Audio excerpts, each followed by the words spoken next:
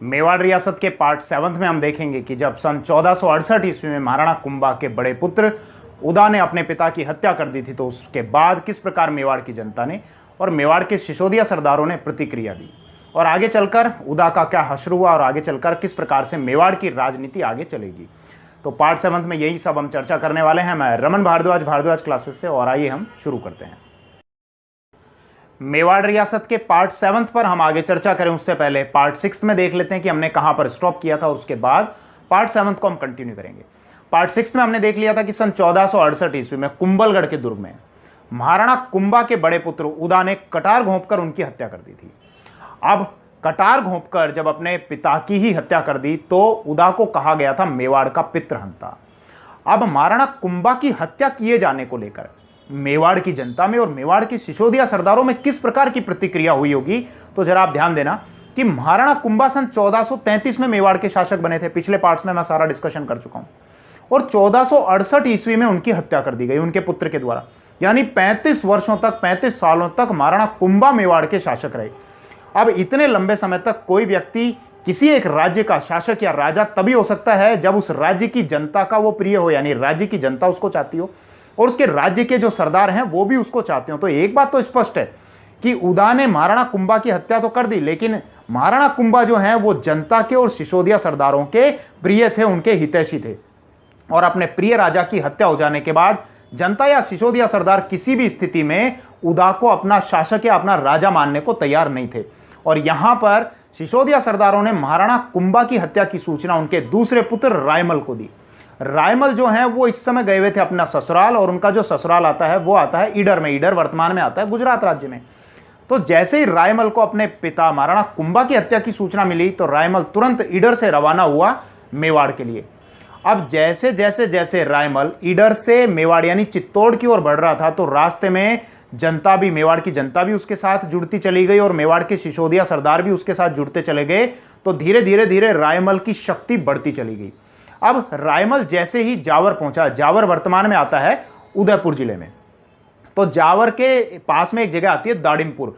वहां दाड़िमपुर में उदा के हितैषी या शुभ चिंतकों ने रायमल पर आक्रमण कर दिया, लेकिन रायमल ने उदा के शुभ चिंतकों या हितैषियों को पराजित कर दिया, और पराजित करने के बाद सीधे रायमल पहुंच गया चित्तौड़ के दुर्ग में। अब जब रायमल चित्तौड़ के दुर्ग में आ गया तो उदा को वहां से अपनी जान बचाकर भागना पड़ा, और उदा सबसे पहले भागा कुंभलगढ़ के दुर्ग में। लेकिन जब उदा को लगा कि यहां कुंभलगढ़ के दुर्ग में भी पार नहीं पड़ेगी, यहां पर भी मेरा कुछ नहीं हो सकता, तो फिर वो अपनी जान बचाकर और मेवाड़ छोड़कर चला गया सीधे मांडू।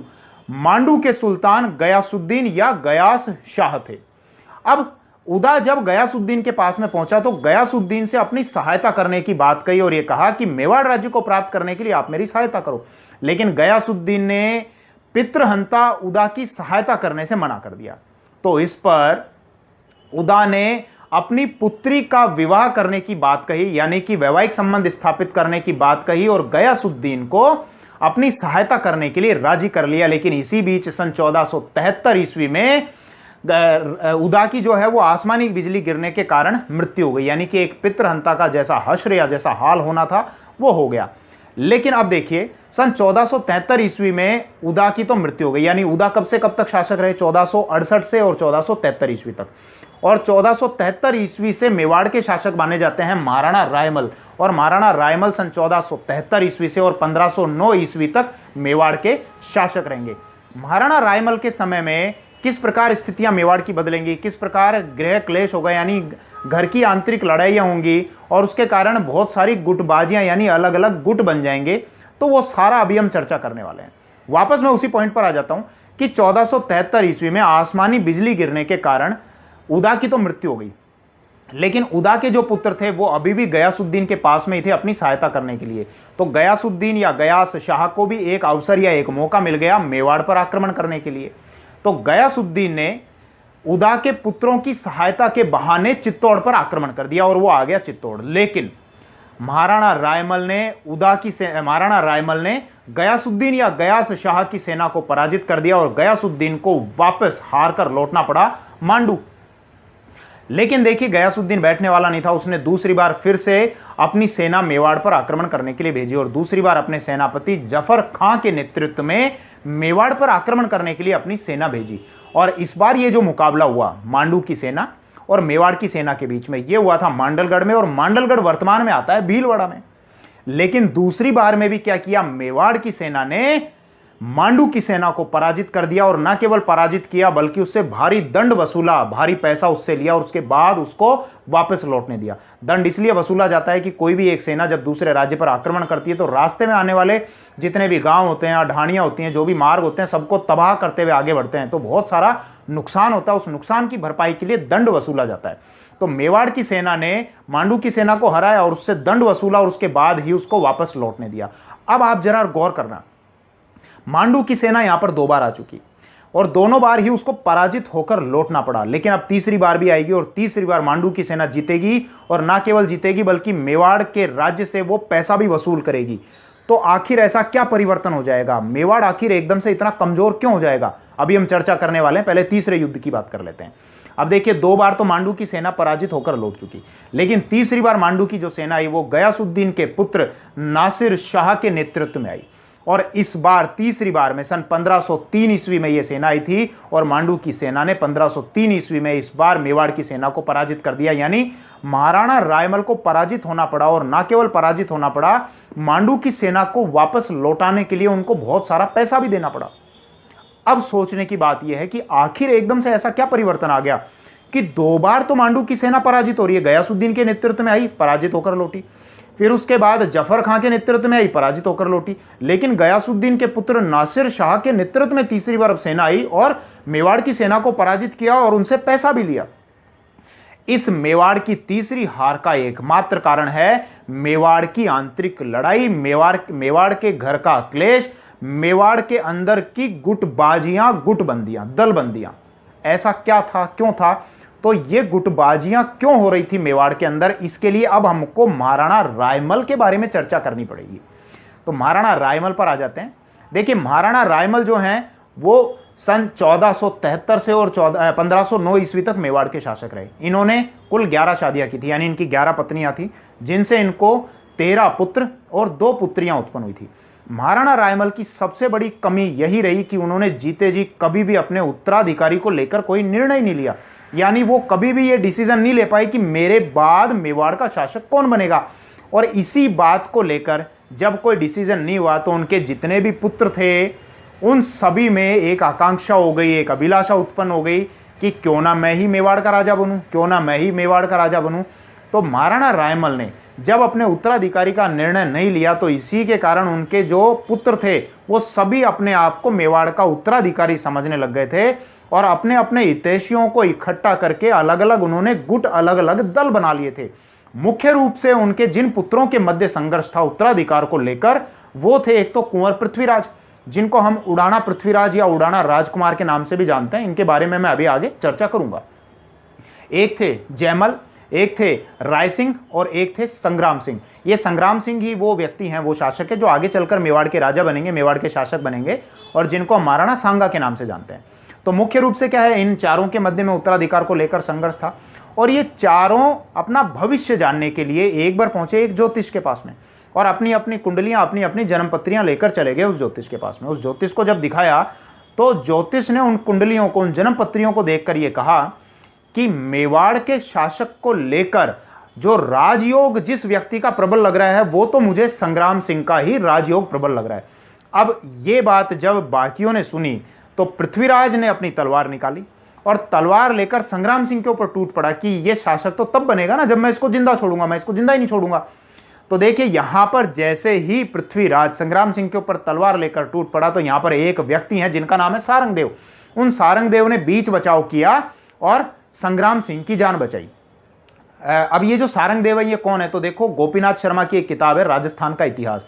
तो गोपीनाथ शर्मा की किताब राजस्थान का इतिहास के अनुसार सारंगदेव जो हैं ये मेवाड़ के महाराणा रायमल के चाचा हैं। उस किताब के अनुसार अलग अलग किताबों में और अलग अलग जानकारी भी दी हो सकती है, लेकिन मैं केवल वही बात करूंगा जो ऑथेंटिक बुक्स में है। और गोपीनाथ शर्मा की जो किताब है राजस्थान का इतिहास ये एक ऑथेंटिक बुक है।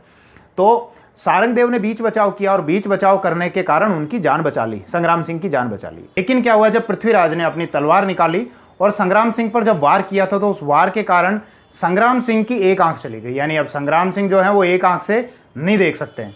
लेकिन देखिए यहाँ पर सारंगदेव ने उन राजकुमारों को डांटा और बुरा भला कहा कि क्या तुम एक ज्योतिष की बात को लेकर आपस में लड़ रहे हो, आपस में संघर्ष कर रहे हो। ये भी तो हो सकता है ना कि इस ज्योतिष की भविष्यवाणी सही नहीं हो। एक काम करो, मैं तुमको एक ऐसे स्थान पर लेकर चलता हूं जहां की पुजारिन जो भविष्यवाणी करेगी वो बिल्कुल सही और सटीक भविष्यवाणी करेगी। और सारंगदेव उन सभी को लेकर चला गया भीमल गांव। भीमल गांव की एक चारण जाति की पुजारिन थी और उसके बारे में ये कहा जाता है कि वो बहुत सिद्धि प्राप्त थी और वो जो भी भविष्यवाणी करती वो सही भविष्यवाणी करती। तो इसी सटीक भविष्यवाणी को लेकर सारंगदेव उन सभी राजकुमारों को लेकर, जिनके मध्य जो संघर्ष हो रहा था, उनको लेकर कहाँ चला गया, भीमल गांव। अब जब भीमल गांव में उस चारण जाति की पुजारिन की कुटिया में पहुंचे तो उस समय वो पुजारिन वहां पर थी नहीं, तो इनको जो जो स्थान मिला इन राजकुमारों को, ये वहीं पर बैठ गए। जैसे पृथ्वीराज एक ऊंचे स्थान पर बैठ गए, जयमल जो है वो उनके साथ में बैठ गए पृथ्वीराज के। अब संग्राम सिंह को बेचारे को बैठने के लिए कोई जगह नहीं मिली तो उसने क्या किया, एक शेर की खाल ली और शेर की खाल को नीचे बिछाकर और वहीं पर बैठ गए। और सारंगदेव भी संग्राम सिंह के बगल में उनके साथ में बैठ गए। अब जब वो पुजारिन वहां पर आई तो इन्होंने पुजारिन से वापस वही भविष्य जानना चाहा कि मेवाड़ का अगला उत्तराधिकारी कौन होगा, मेवाड़ का शासक कौन होगा। तो पुजारिन ने भी यही बात कही जो उस ज्योतिष ने कही थी। पुजारिन ने कहा कि मुझे संग्राम सिंह का ही राजयोग प्रबल लगता है। अब इस बात को लेकर पृथ्वीराज और जयमल में ये बात तो कंफर्म हो गई कि संग्राम सिंह ही मेवाड़ का अगला शासक बनेगा, क्योंकि ज्योतिष भी यही बात बोल रहा है, ये पुजारिन भी यही बात बोल रही है। तो भैया ये तो मेवाड़ का शासक तब बनेगा ना जब इसको जिंदा छोड़ेंगे। तो अब उन्होंने, पृथ्वीराज ने और जयमल ने अपनी अपनी तलवारें निकाली और तलवार निकालने के बाद सीधे संग्राम सिंह के ऊपर टूट पड़े। लेकिन वापस फिर से बीच बचाव किया, किसने, सारंगदेव ने। तो सारंगदेव ने जब बीच बचाव किया तो उस बीच बचाव में सारंगदेव की तो मृत्यु हो गई, लेकिन संग्राम सिंह को वहां से बचकर भागने का समय मिल गया और संग्राम सिंह अपनी जान बचाकर वहां से भागे और सीधे पहुंचे सेवंतरी गांव में। सेवंतरी गांव का जो शासक, जो ठाकुर था, उसका नाम था बीदा राठौड़। और बीदा राठौड़ ने संग्राम सिंह को अपने यहां पर शरण दी, लेकिन संग्राम सिंह को ऐसे ही थोड़ी छोड़ने वाले थे। संग्राम सिंह का पीछा करते करते करते करते जयमल सेवंतरी गांव में पहुंच गए। तो सेवंतरी गांव के जो ठाकुर थे बीदा राठौड़, उन्होंने संग्राम सिंह की जान बचाने के लिए जयमल के साथ में युद्ध किया, लेकिन बीदा राठौड़ की मृत्यु हो गई। तो संग्राम सिंह को सेवंतरी गांव से भी वहां से जाना पड़ा और संग्राम सिंह सीधे पहुंचे अजमेर में और अजमेर में करमचंद पंवार के यहां पर उन्होंने शरण ले ली। अब देखिए, ये जो मैंने गांव का नाम लिया था ना, सेवंतरी गांव, मैं सारे उसी बुक के आधार पर ले रहा हूं, राजस्थान का इतिहास, गोपीनाथ शर्मा की किताब के आधार पर।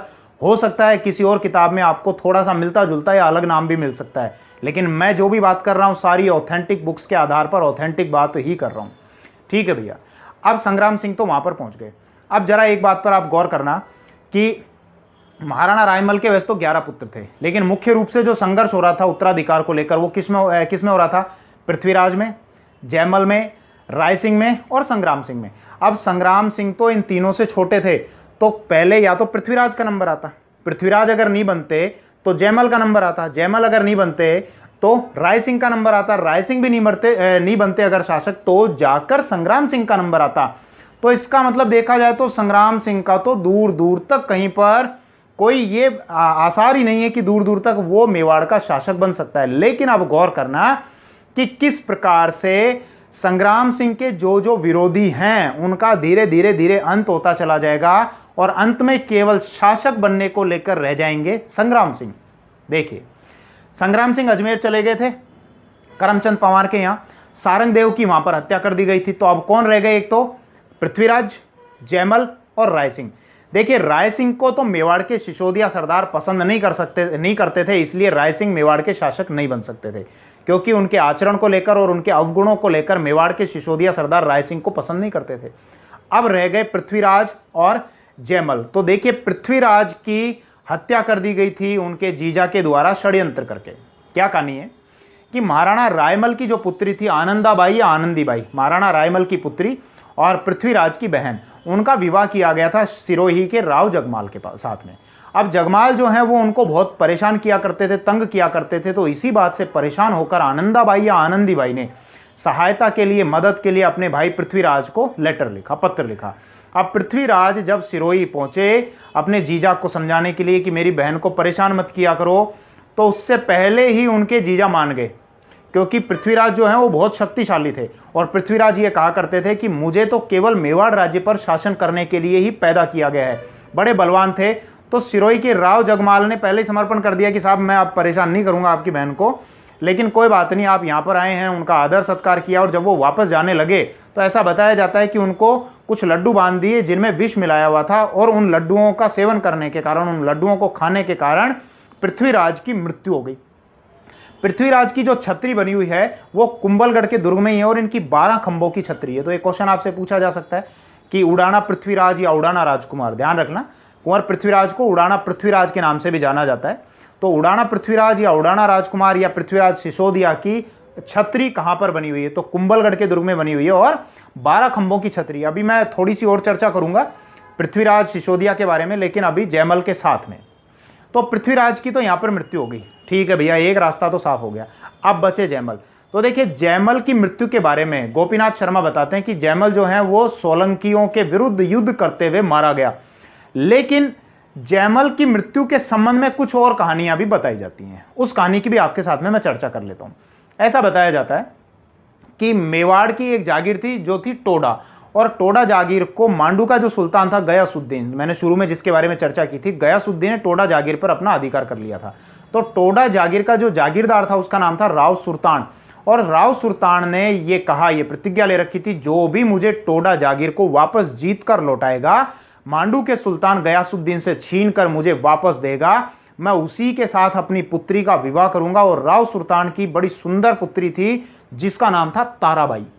तो यहां पर देखिए उसकी सुंदरता पर आसक्त होकर, उसकी सुंदरता पर मोहित होकर उससे विवाह करने के लिए जयमल जो हैं वो टोडा के पास में गए और टोडा से विवाह करने के लिए कहा। टोडा से कहा कि आप अपनी पुत्री ताराबाई का विवाह मुझसे कर दीजिए। लेकिन टोडा ने जब अपनी शर्त के बारे में बताया, राव सुल्तान ने जब अपनी शर्त के बारे में बताया, तो जयमल ने राव सुल्तान और उसकी पुत्री ताराबाई के साथ में गलत व्यवहार किया, जिसके कारण राव सुल्तान ने नाराज होकर जयमल की हत्या कर दी और महाराणा रायमल को सूचित करवा दिया कि मैंने इनकी हत्या कर दी क्योंकि इन्होंने मेरे और मेरी पुत्री के साथ में अशिष्ट व्यवहार किया था। अब देखिए यहां पर पृथ्वीराज की वापस एक बार चर्चा कर लेते हैं। कुंवर पृथ्वीराज ने क्या किया? गयासुद्दीन से, ऐसा बताया जाता है कि गयासुद्दीन से टोडा की जागीर को वापस छीनकर, वापस जीतकर और राव सुल्तान को दे दी थी, और राव सुल्तान ने अपनी शर्त के अनुसार ताराबाई का विवाह कुंवर पृथ्वीराज के साथ कर दिया था। यह वही ताराबाई है जिसके नाम पर अजमेर के किले को तारागढ़ कहा जाता है। क्यों? क्योंकि कुंवर पृथ्वीराज ने अपनी पत्नी ताराबाई के नाम पर ही अजमेर के किले का नाम तारागढ़ रखा था और अजमेर के किले का जीर्णोद्धार कराया था, यानी उसका जीर्णोद्धार कराने के बाद उसका नाम तारागढ़ कर दिया था। तो यह भी कहानी बताई जाती है। अब वापस आप गौर करना एक बार, संग्राम सिंह अभी कहां पर है? अजमेर में, करमचंद पवार के पास में। और धीरे धीरे मेवाड़ से जो उसके विरोधी हैं, जो शासक बनने में उसके लिए बाधा का काम कर रहे हैं, धीरे धीरे वो साफ होते चले गए। कुंवर पृथ्वीराज की मृत्यु हो गई, जयमल की मृत्यु हो गई। इसके अलावा राय सिंह है, तो राय सिंह के आचरण और अवगुणों के कारण मेवाड़ के सिसोदिया सरदार उनको लाइक नहीं करते थे, पसंद नहीं करते थे, इसलिए उसका शासक बनना संभव नहीं था। तो अब जब मेवाड़ में संग्राम सिंह का कोई विरोधी नहीं बचा और सन 1509 ईस्वी में जब महाराणा रायमल अपने अंतिम समय पर थे, यानी कि अब परलोक सिधारने वाले थे, मृत्यु शैया पर थे, तो 1509 ईस्वी में महाराणा रायमल ने अजमेर से संग्राम सिंह को वापस बुलाया और 1509 ईस्वी में संग्राम सिंह को मेवाड़ का अगला उत्तराधिकारी घोषित कर दिया। और यही वो संग्राम सिंह है जिनको हम महाराणा सांगा के नाम से जानते हैं। महाराणा सांगा के बारे में चर्चा करने के लिए, बात करने के लिए बहुत सारा मैटर है, लेकिन फिर भी देखो महाराणा रायमल के बारे में अभी हमने केवल उनकी कमियों के बारे में ही चर्चा की कि वो जीवन भर अपने उत्तराधिकारी को लेकर निर्णय नहीं ले पाए, लेकिन कुछ उनके बारे में पॉजिटिव बातें भी हैं, उनकी भी हमको थोड़ी सी चर्चा कर लेनी चाहिए। जैसे महाराणा रायमल ने अपने शासनकाल में एक तो मेवाड़ में खेती को बहुत प्रोत्साहन दिया, और खेती को प्रोत्साहन देने के लिए उन्होंने 3 तालाबों का निर्माण करवाया था। उन तालाबों का नाम था राम, शंकर और समया संकट, यानी इन तालाबों का निर्माण कराया था। इसके अतिरिक्त देखिए महाराणा रायमल के दरबार में कुछ विद्वान भी थे, उनका भी आप ध्यान रखना। एक तो इनके शिल्पकार थे, प्रमुख शिल्पी थे जिनका नाम था अर्जुन, और इसके अतिरिक्त जो विद्वान थे उनका नाम था गोपाल भट्ट और महेश। तो ये आपसे पूछा जा सकता है कि अर्जुन, प्रमुख शिल्पी अर्जुन और गोपाल भट्ट और महेश, ये विद्वान किसके दरबारी थे? तो ये किसके दरबारी थे? महाराणा रायमल के। अब देखिए, महाराणा रायमल की जो पत्नी थी जिनका नाम था श्रृंगार देवी, श्रृंगार देवी ने घोसुंडी की बावड़ी का निर्माण करवाया था। और यह पूछा जाता है कि घोसुंडी की बावड़ी का निर्माण किसके द्वारा करवाया गया? श्रृंगार देवी। तो अब ये यहां तक हमने महाराणा रायमल के बारे में पूरी चर्चा कर ली और यहां पर हम पहुंच गए कि सन 1509 ईस्वी में संग्राम सिंह या महाराणा सांगा मेवाड़ के अब अगले शासक बने हैं। और महाराणा सांगा का पूरा जीवन काल युद्ध लड़ने में चला गया, लेकिन इन्होंने अपने जीवन काल में, अपने शासन काल में मेवाड़ राज्य की सीमाएं इतने विस्तृत कर ली थी कि उत्तर भारत के एकमात्र सशक्त ये शासक हो गए थे। अब महाराणा सांगा के संबंध में नेक्स्ट पार्ट में, पार्ट 8 में हम चर्चा करेंगे। Thank you.